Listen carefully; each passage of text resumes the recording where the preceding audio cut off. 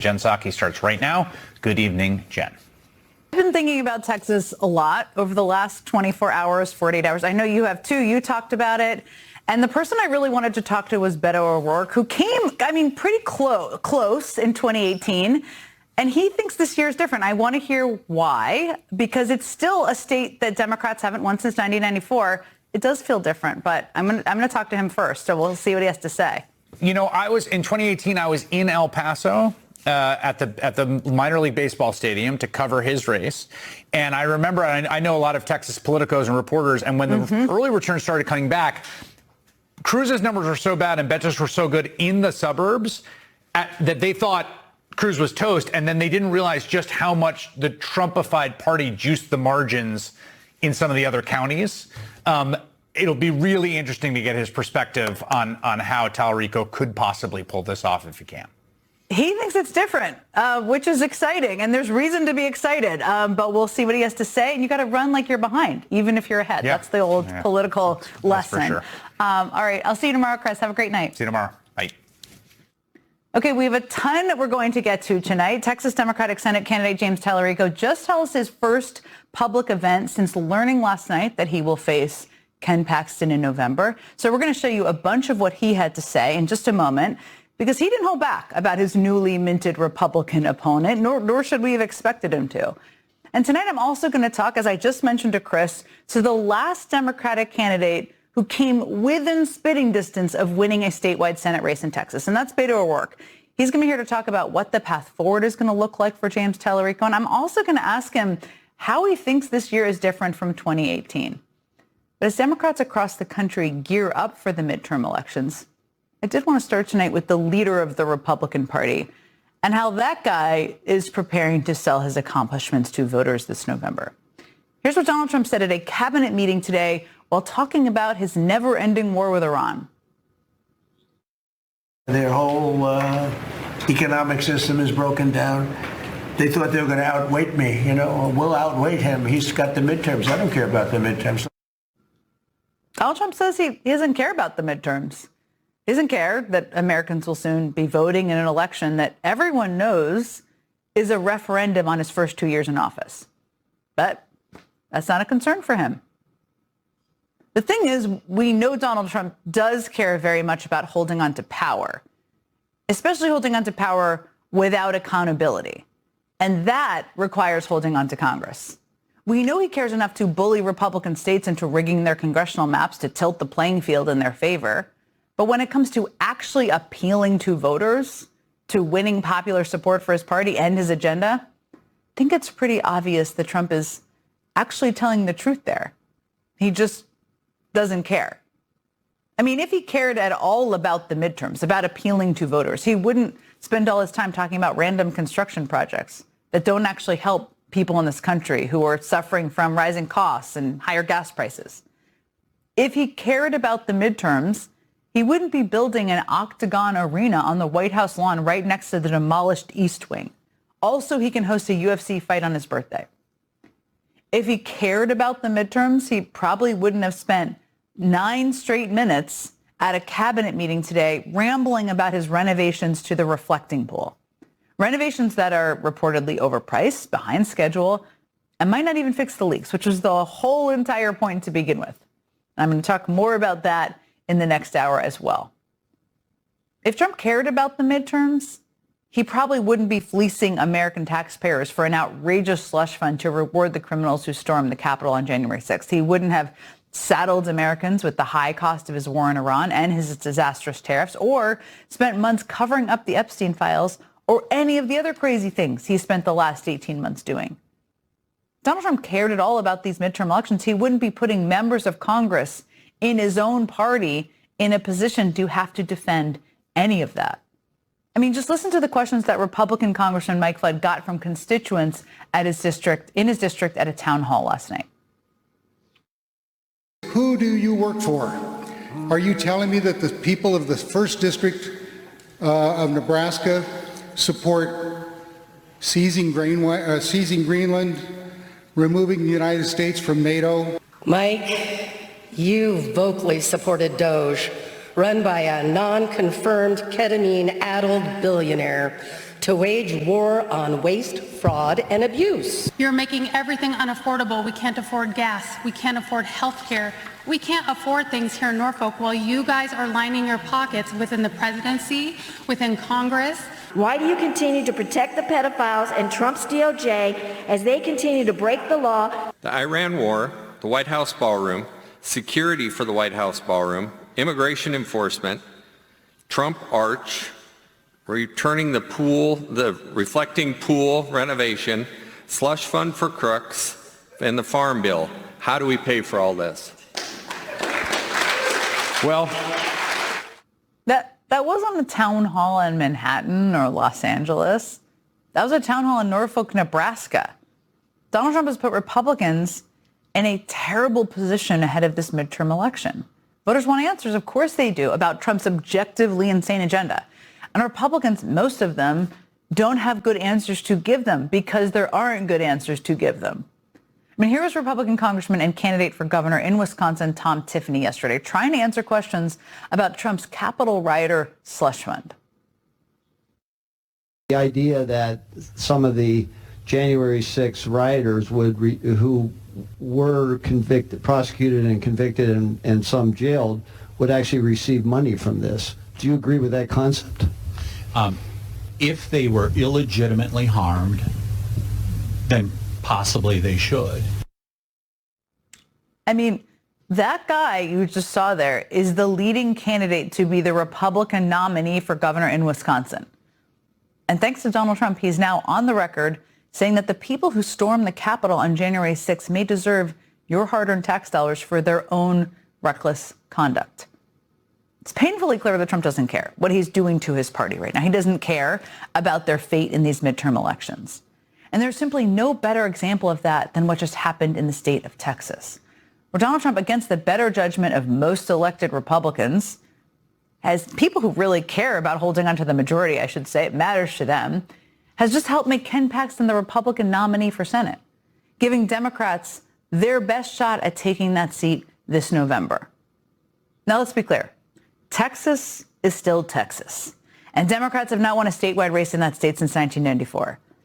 But there was a reason why so many Republicans did not want Trump to endorse Ken Paxton. I mean, for starters, his long history of scandals allows his opponents, James Tallarico that is, to run ads like this.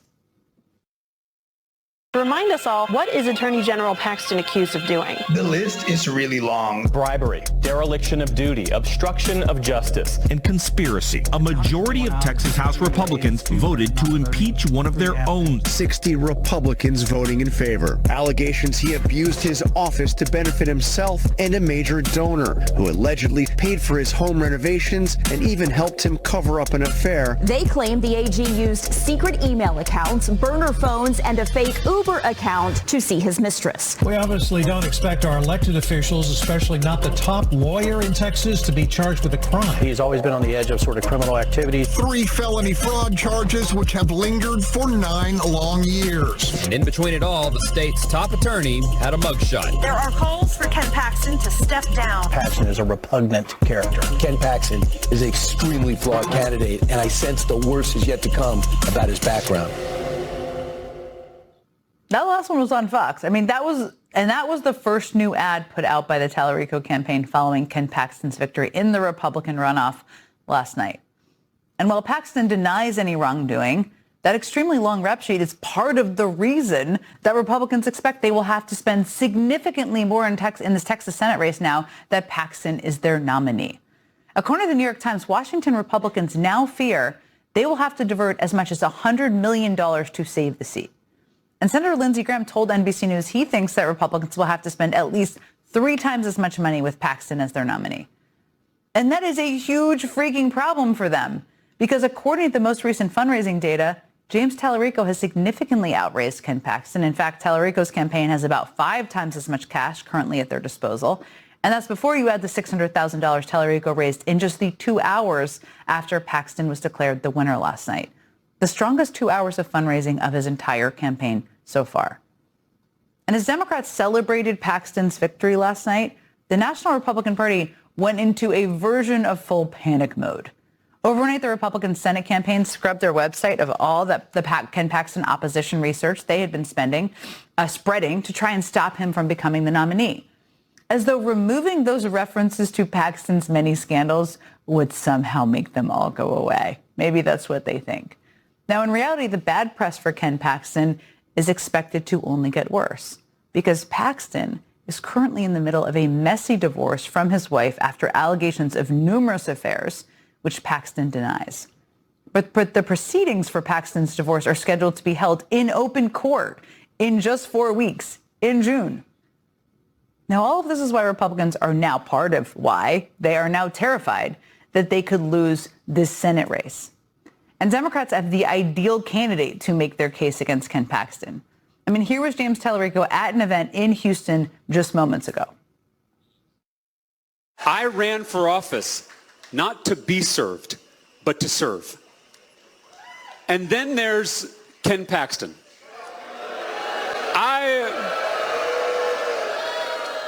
I have a legislative record. Ken Paxton has a criminal record.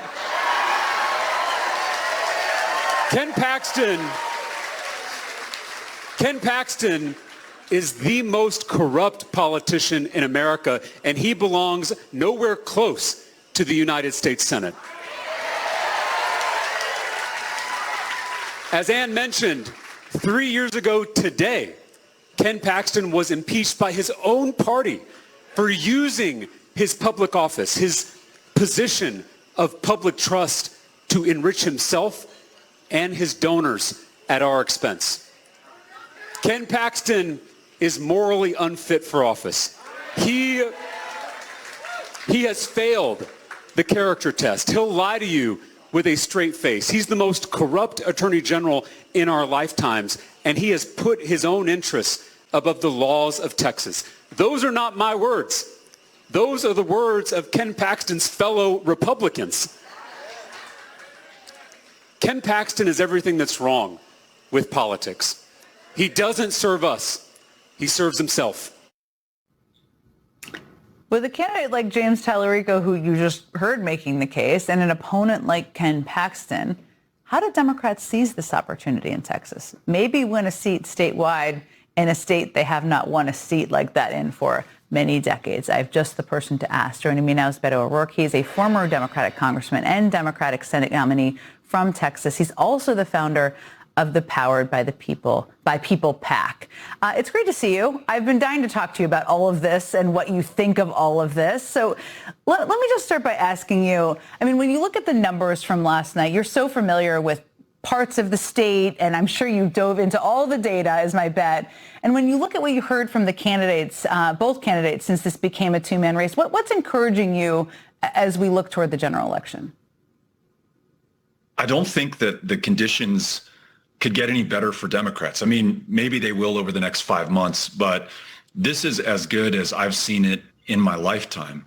Not only is James Tallarico pulling in record amounts of money from small dollar donors all across the state of Texas, not only is he literally the face of the future, so many people across the state, across the 254 counties, so excited about him, and Paxton, the face of corruption in the state of Texas. But Jen, we have some early telltale signs about just where things are going in Texas. You probably know this, but earlier this year, there was a special election in North Texas in Tarrant County. It's the largest urban red district in the country. Trump won it by 14 points in 2024. The Democrat Taylor Ramett won it by 17 points, a 31-point swing. And then just a few weeks ago in Brazoria County, even redder than Tarrant County in southeast Texas, Quentin Wilkes, a Democrat, won mayor of Pearland, the first time that has happened in decades in this state. So these are not anomalies. You string enough of these together and they are a trend. You look at the polling, James Tallarico is ahead of Ken Paxton. And as you pointed out earlier, we can't promise anything and we can't count how many times Texas has broken our hearts. But with an opponent like Ken Paxton, with a once-in-a-generation candidate like James Tallarico, with the numbers in those special elections and during the primary voting where more Democrats voted, Jen, than did Republicans in this supposedly ruby red state, these conditions are excellent. You may have answered a big part of my next question, but I still want to ask you because I'm sure you get asked this all the time. I get asked this all the time. You said people's hearts have been broken by Texas, right? And you ran a great campaign. We all remember in Texas in 2018. You came up just short against Ted Cruz.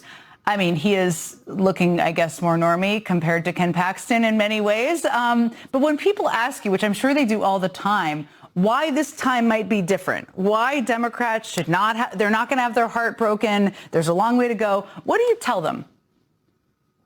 I tell them this. I ran during Trump's first midterm in 2018.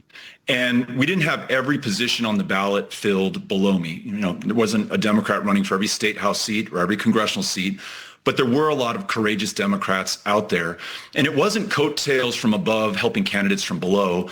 It was these new candidates who were generating new Democratic votes that went all the way to the top of the ticket and got me closer than any Democrat in decades to winning a Senate seat in Texas. Jen, one of those insurgent upstart Democratic candidates for the state house was James Tallarico, who ran against an entrenched incumbent Republican and beat him. Colin Allred did the same thing to Pete Sessions in that same year in 2018. Lizzie Panel Fletcher did it in Southeast Texas. So that was 2018. Pretty good year for Democrats. In 2026, we actually have a Democrat running for every single one of the 150 state house seats. We have a Democrat running for every state Senate seat, and we have a Democrat running for every congressional seat. We have not had that since 1974. It's been half a century since you've had a Democrat fighting on every single front. So you take this extraordinary candidate in James Tallarico and you put behind him literally hundreds of down-ballot candidates, all those that I mentioned, the county commissioners, the justices of the peace, Gina Hinojosa running for governor, an amazing, amazing ticket. So again, we can't promise anything to anyone. This is going to be a tough uphill fight. No state is more voter suppressed than the state of Texas. And we haven't seen the last of Trump and Governor Greg Abbott and the tricks that they will pull as we head into November. But I feel really good about the work that has been put in, the candidates who are out there, and the conditions in which they're running. Yeah, it's the origin of redistricting madness. And I think people need to remember that Trump picked Abbott as the place to start this. It gives you a sign. Ken Paxton, he obviously is carting around a metric ton of baggage into this race. I mean, we highlighted some of it. We did some of it last night. Some of it was in the ad that Tallarico released today. We just heard Tallarico. We just played part of the speech, which was great. He made the case kind of against Paxton. How would you suggest that balance? I mean, you know Texas and the people of Texas so well. It's both, you know, making the case against your opponent, but also introducing who you are and what you're going to do for them in the Senate. How would you strike that balance? How do you think he should? You know, he doesn't need my advice or really the advice of anyone. He's doing such a good job at this. I mean, you showed the ad that demonstrates the contrast with this twice indicted, corrupt public official, Ken Paxton. And then James Tallarico is the guy who led the fight in the Texas legislature to cap your copay for insulin, if you have diabetes, $25. He's the guy that made childcare more affordable across this state. And he's the guy that led school finance reform to make sure that our teachers got paid and don't have to work second and third jobs just to make ends meet. This is a guy in the minority, a young legislator who got the job done. And that's exactly what he's going to do in D.C. He's going to fight this corruption. He's going to end this corruption represented by Ken Paxton and so many others. And he's going to make our lives better by bringing prices down, by making sure that you can afford to see a doctor or fill that prescription or enjoy some time with your family instead of stringing 2 or 3 or 4 jobs together, which you have to do in a state where the minimum wage is still $7.25 an hour. Jen, he's the best I've seen over the course of my life running and being involved in politics in Texas. And so we all just have to get behind him. In our group, which you talked about at the outset, Powered by People, our volunteers are out there meeting, registering, and personally staying in touch with to turn out the voters who we believe can be the margin of victory in his race and these important races down ballot that will decide the control of the House of Representatives and the U.S. Senate. James Tallarico will be the 51st vote in the U.S. Senate.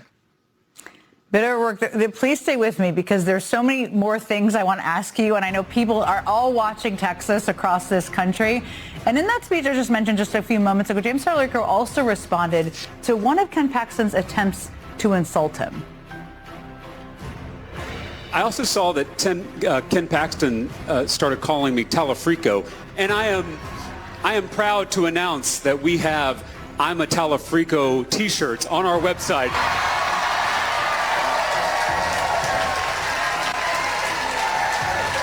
So when you go home tonight, make sure you grab one.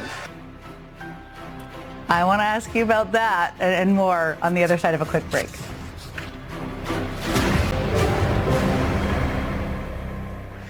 And back with me now is former Congressman and Senate candidate Beto O'Rourke. Okay, before the break, I played part of how James Tallarico responded, but just to give people the backstory in case they haven't seen this. I mean, Ken Paxton and a bunch of Republicans, including Stephen Miller, have been throwing out what I'm just going to call them childish insults. They called Tallarico a vegan, even though he's not. Nothing wrong with a vegan, but maybe not in Texas, you tell me. They call him Talafrico, which he just embraced right there. Stephen Miller called him transgender, presumably because he's defended transgender children, which he hasn't backed away from.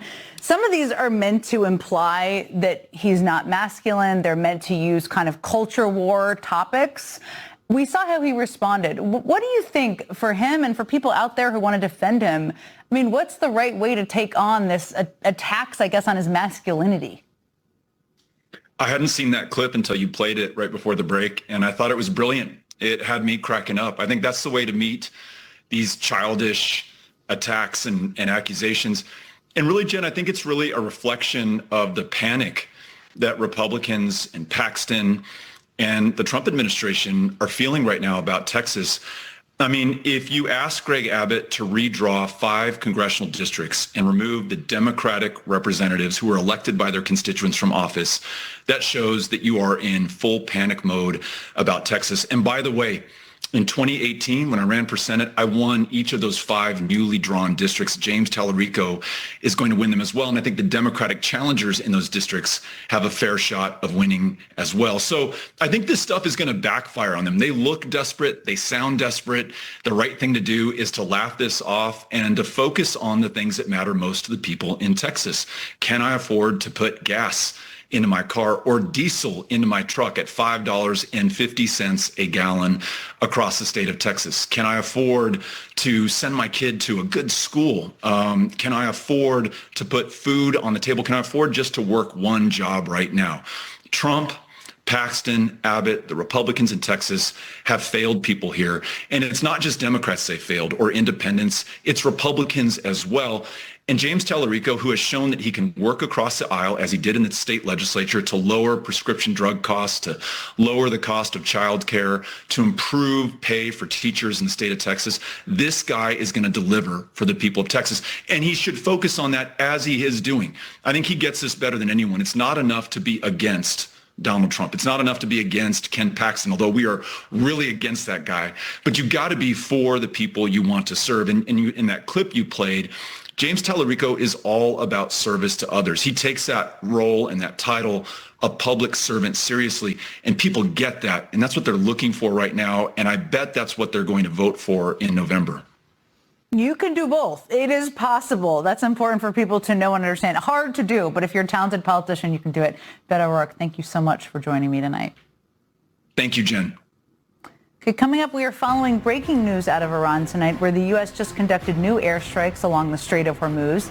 And it happened after a day in which Donald Trump seemed more confused than ever about his war of choice. One of President Obama's top negotiators on the 2015 Iran nuclear deal that Trump ripped up joins us next. Okay, here's how this week started on the Iran front. Donald Trump bragging that he had a very good call with a collection of Middle East leaders. On Saturday, he posted, pertaining to peace, an agreement has been largely negotiated. Final aspects and details of the deal are currently being discussed and will be announced shortly. Headline after headline then telegraphed how peace was imminent. And then it all fell apart. Just 2 days later, on Memorial Day, U.S. forces launched airstrikes hitting multiple targets inside Iran. The U.S. called those strikes defensive. Tehran said it was a gross violation of the ceasefire. Either way, they did not help bring either side closer to a deal. And to add insult to injury, during a White House cabinet meeting today, Trump was asked about a report that Iran was talking with Oman, a key strategic U.S. ally, about a toll system for ships crossing the Strait of Hormuz. And here's how that went. We'll watch over it, but nobody's going to control it. It's international waters, and Oman will behave just like everybody else, so we'll have to blow them up. Ah, yes. Nothing says peace like threatening to blow up an ally in the region. Now then tonight, the U.S. carried out additional strikes in southern Iran off the coast of the Strait of Hormuz. A U.S. official told MS Now, quote, "These actions were measured, purely defensive, and intended to maintain the ceasefire." I don't know how to make sense of that. But joining me now is someone who does, Rob Malley, one of the lead negotiators of the 2015 Iran nuclear deal. Rob, it's great to see you. Let me start by, I want to start with these reports on the new U.S. strikes in Iran and how you think these strikes and the strikes that took place on Monday night could impact the negotiating process. Like, what is the discussion when military action is happening and there's efforts to move a negotiation forward? So, Jen, I think they're less likely to have an impact on the negotiations, but they are a sign that neither side is confident that the negotiations are going to succeed. I mean, in some ways, it's the U.S. sending the message that they're prepared to go back to war, and it's Iran sending the message that they don't fear it. And so, you know, we're in the process where talks are taking place in parallel to warlike actions.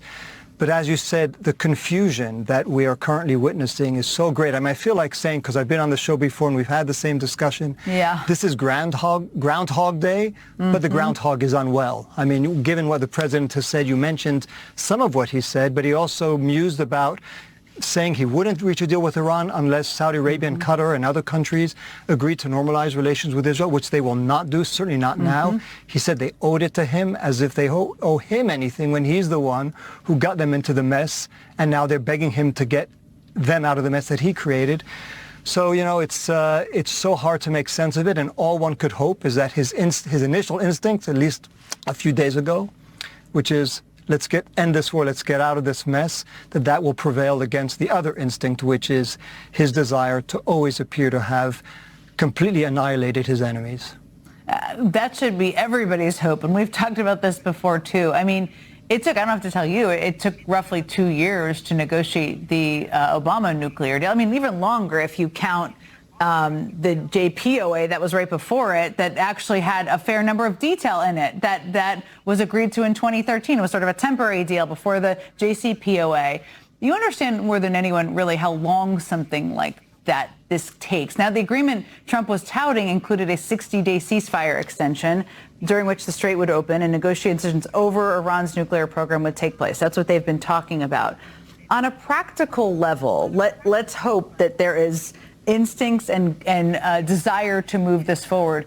What needs to happen next? Because there's a lot of details. I look back at the JPOA. There's a lot of details in that. We're very far from that. So what would need to happen next from here? Well, there's what will need to happen and what at best will happen. I think the best one could expect at this point, maybe I'll be wrong, is a very, very bare bones deal in which the Strait of Hormuz is opened. In other words, the U.S. ends its blockade, Iran ends its closure. They reached some kind of deal about how the strait's going to be governed. Obviously, Iran wants to play a bigger role than the U.S. seems prepared to accept, but they're going to have to reach some kind of understanding, maybe some kind of economic relief for Iran, and maybe some broad general principles about how they're going to deal with the nuclear program, which would then have to be negotiated over the next 60 days. But really what we're talking about now, and I think that's at the heart of the president's frustration, what we're talking about now is undoing what the harm that the war caused. In other words, opening a strait that was not closed before the war began. That's what the main bone of this negotiation is about. All the rest at this point would be general principles, which could then have to be negotiated over a period of 30 to 60 days. But so we're really not aiming for something particularly grandiose, but it would still be very important for the rest of the world if the Strait of Hormuz were reopened. You mentioned this already about Trump's demand, basically for a bunch of Gulf countries to join the Abraham Accords, to normalize relations with Israel, which they're not going to do. We also don't know what Israel's going to do here, although they have given indications they're not really eager to see this move forward. What is that about, do you think? What is he just trying to place a demand? That's hard to get into his head, but what is your assessment? Right. Well, that's one place I definitely cannot and will not try to get into. I don't know. Don't go there. I mean, it's almost... No, it beggars belief, because I think somebody, Lindsey Graham has spoken about it. Maybe the Prime Minister of Israel spoke about it. Somebody whispered in his ear, if you want to make this a dramatic success, you need to expand the Abraham Accords. You need to get countries like Saudi Arabia and Qatar to agree to normalize relations with Israel. And by the way, they need you today because they need you to open the Strait of Hormuz. And so, yeah, they do owe you. That's what I'm sure they're telling him. And, I mean, we could try to guess what's going through his head. I'm sure it's appealing to him. Somebody has to tell him that that's completely crazy talk. Number one, there's no way these governments are going to normalize with this Israeli government. Mm-hmm. This Israeli government, after what they did in Gaza, what experts call a genocide, what they consider to be a genocide, at a time when this government actually may be on its way out. So why would they give a gift to Netanyahu when his successor may be in office in a few months? And to do it, again, as a reward for President Trump, when he's the one who created this mess in the first place. I mean, all of it is purely delusional, and hopefully he's just saying it and he doesn't mean it. If he does mean it, we're in for a very bumpy ride. It's also not a requirement to move forward with an actual negotiation with the Iranians, for anyone who's confused about that out there either. Right. Rob Malley, thank you as always so much for joining us.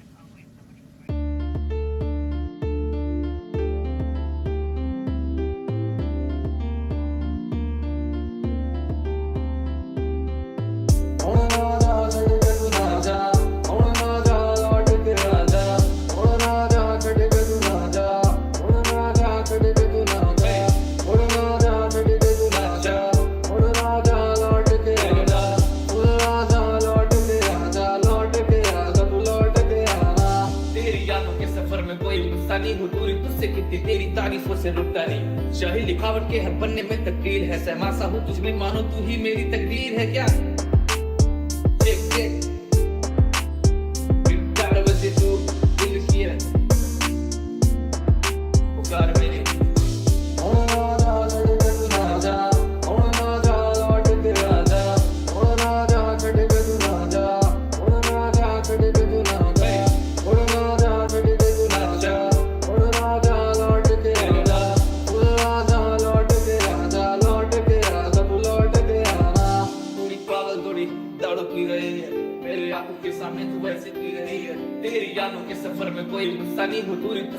तेरी तारीफों से रुकता नहीं शाही लिखावट के हर बनने में तकदीर है सहमासा हूँ तुझमें मानो तू ही मेरी तकदीर है क्या कि मुझे थामने पाँव में हम खड़े हैं देखा कई राहों में दिल को आके फिर से तू भी थाम ले हम भी हाथों में तेरे ही नामों के अभी जाम ले